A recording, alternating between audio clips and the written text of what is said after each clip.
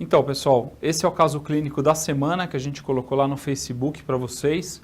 Então, eu tirei esse caso clínico de uma prova e eu dei uma reforçada aqui nele. Então, paciente de 24 anos e quase 100 quilos é submetido a um reparo cirúrgico de luxação recidivante de ombro direito em posição de cadeira de praia, sobre plexo, bloqueio de plexo braquial via interescalênica e anestesia geral associada.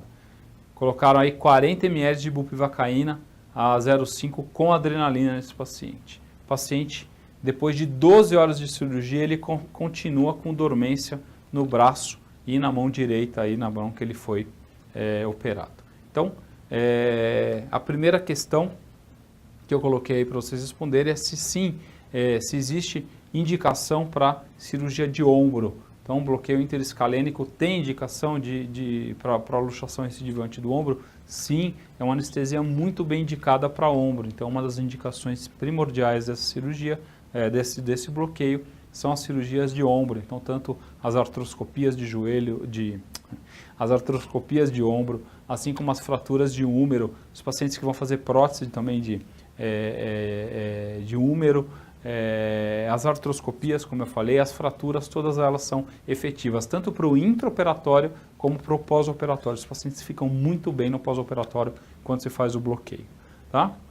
Então, qual que é a região que tinha falha? Lembra que eu falei dessa falha? Como um bloqueio muito alto, a região que eu tenho falha é falha ulnar. Então, lembrar sempre que a raiz ulnar, né, a raiz que deriva lá o nervo ulnar, eles vêm das raízes inferiores lá de C7, C8 e T1. Então, de vez em quando você não tem dispersão suficiente do anestésico em sentido caudal, você acaba tendo falha ulnar, ok? E posição de cadeira de praia, se existe alguma preocupação com o posicionamento desse paciente. Sim, esse paciente tem que ser muito bem posicionado, tanto por causa das lesões pela flexão do pescoço, né, que podem prejudicar o seu plexo braquial, pelas lesões de face, principalmente compressão de olho, né, e de estruturas de face e boca.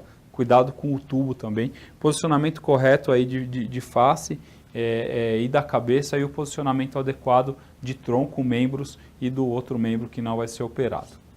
Outra preocupação importante da cadeira de praia, lembre-se que esses pacientes, além da anestesia geral e além do bloqueio, eles estão em anestesia geral. Se os pacientes não forem assim tão jovens e eles começarem a ficar muito impotentes durante a cirurgia, lembre-se que o paciente, você sempre faz a medição da pressão aqui na altura do braço, né? E você deixa de hiperfundir a cabeça desse paciente, né? Porque essa pressão que está aqui, ela é muito maior do que a pressão que está aqui em cima.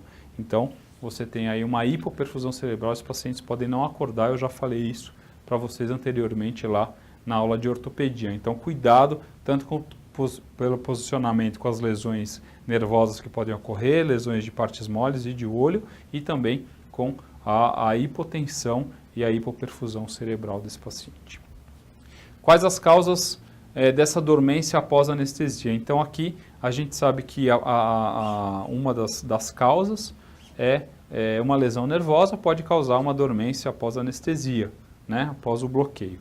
Mas aqui o que a gente vê e o que parece que acontece com esse paciente, aliás, a resposta em relação a isso era uma dormência, não é só uma dormência, ele não tinha alterações motoras, só tinha alterações sensitivas e ele não estava sentindo dor. Quer dizer, a gente sabe que a anestesia com 40 ml de bupivacaína meio com vaso, ele costuma durar muito, né? Dura de 12 a 18 até 24 horas, pode durar essa analgesia. Então essa dormência, ela é decorrente de anestesia residual, o paciente ainda está com bloqueio. Por isso que é importante no seu paciente que vai ser bloqueado, né?